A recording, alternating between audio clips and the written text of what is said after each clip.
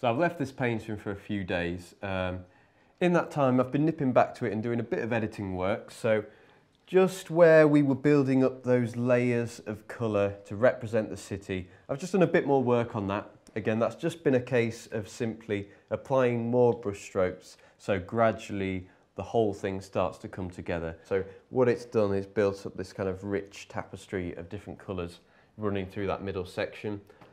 Popped a couple of highlights on the cathedral there, and I've done a bit of highlight work just around some of the foliage in the foreground here on the common. What I can do now, although this has been dry 3 days and I haven't really touched the sky, I can go back and use something called unlocking formula and go back, spray the sky with that, and then carry on working where I left off. So any areas that need reblending, I might want to soften some of these edges or drag some of this blue streak down the middle outwards towards the horizon. So just in this bottle, it's another spray mist bottle.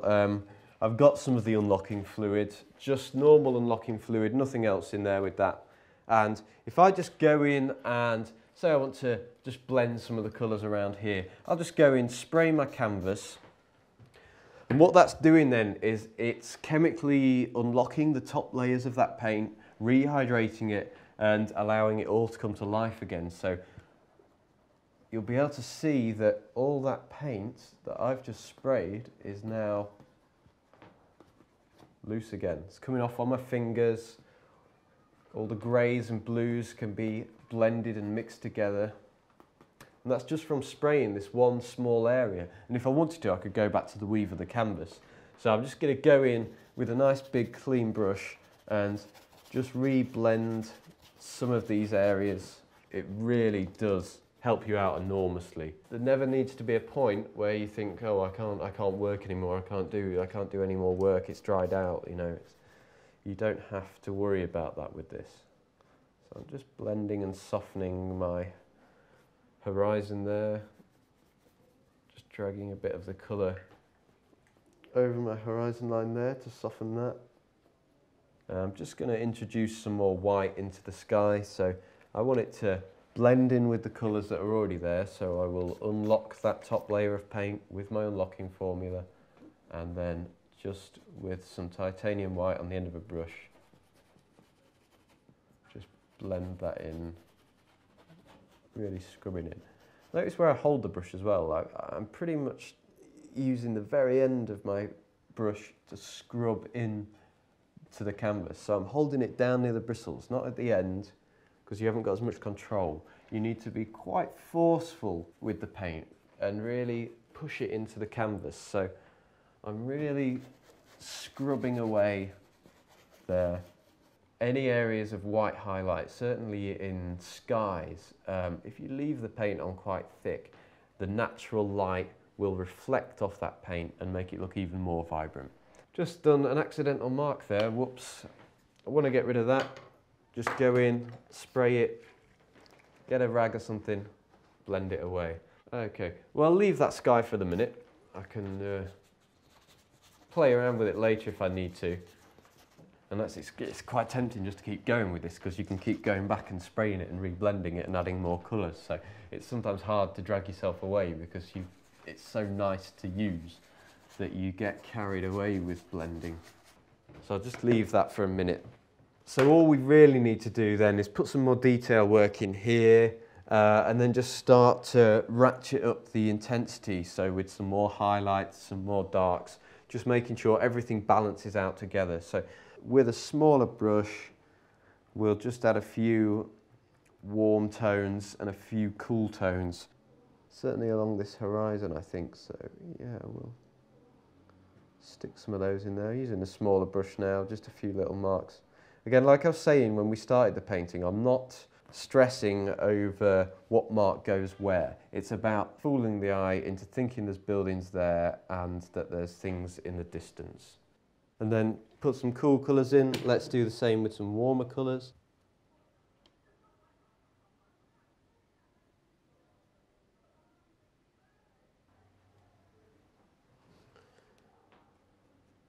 So just putting on the last of these warmer tones then, so we've got a bit of contrast between the cool blues here in the foreground and some warmer pinky colours in the middle. And I just want to really put some nice little dark shadowy bits on, and I don't want any uniform marks here, so I'm just going to get some burnt umber on the end of my brush and just in places just scratch away at the canvas with the end of my brush. And because I can't control the way the paint comes off the brush, that's quite exciting and it gives you quite interesting marks.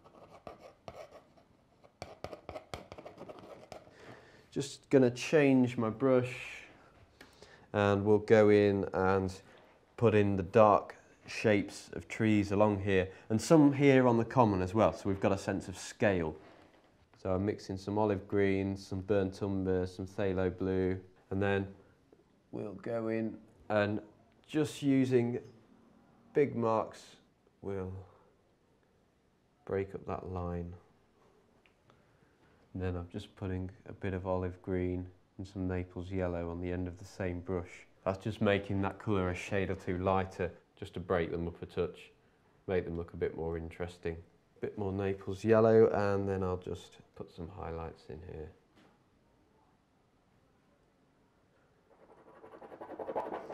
Just using the end of my brush and just scratching away at some of that wet paint that I've just put on, just to break it up in places. You could do the whole painting like this. You could use a palette knife, you could really build up thick layers of impasto across, but just for mine I want to just do that in the foreground, so that really stands out and helps knock the rest of the picture back into the distance. Touches of blue around here, some shadows. So I've just worked up that real dense texture in the foreground. Going to put our little trees in here that will give us a sense of depth and distance, but before that I don't think the band of highlight here is quite strong enough, so I'm going to go in and really push up the intensity of that highlight. So I'm just going to spray the canvas, so I've got a nice slick surface to work on. Bit of Naples yellow, some titanium white and a bit of olive green. I'm going to spray my brush so that's nice and loose. And then a thick band of highlight all the way across the bottom there. And just to really step up that intensity, I'm just going to mix a good dollop of white into that colour and just run that along there. I'm really using the paint quite thick at this point as well. Nice thick paint that will catch your natural light as well.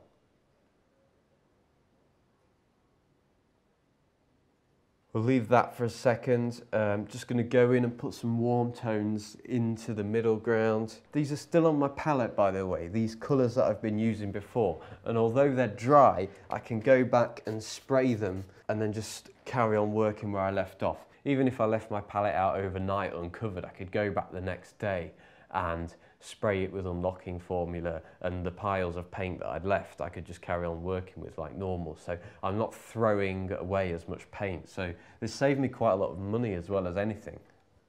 Just going to put in then these small trees on the common here to give us a sense of scale. I want a nice dark. Just going to go in with the brush and put in a few little marks. Just getting smaller as they head backwards. I'm not fussing about drawing out the exact shapes of trees or referring to any specific trees when I'm doing this, but just little dark marks that will make you think that there's trees there. Just a few dark strokes of the brush just to lead your eye into the picture.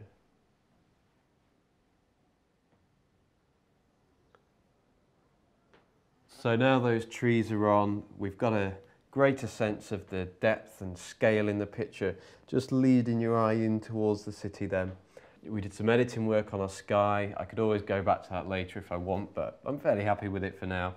Hopefully it gives you a general impression of the scene. We're not trying to get an exact likeness. If we wanted to, we could do a massive painting and go into all the detail and paint individual houses, but this is a study almost of what we saw and just trying to capture the general feel of the subject. I've not been trying to paint a masterpiece. This is just about learning how to use the paint and trying out some different techniques, and you know, using this kind of jigsaw effect here to build up depth and tone and suggest buildings has been quite useful for me. So we'll leave that as it is, and remember, we've always got the option to edit it if we need to, because we can go back and spray and rework things anytime.